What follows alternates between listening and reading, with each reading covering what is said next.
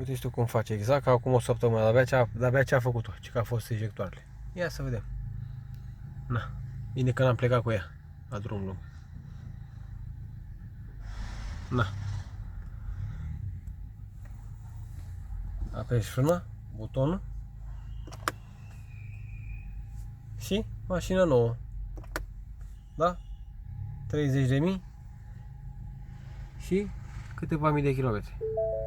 30.000 de euro și câteva mii de kilometri. Mulțumesc, Ford!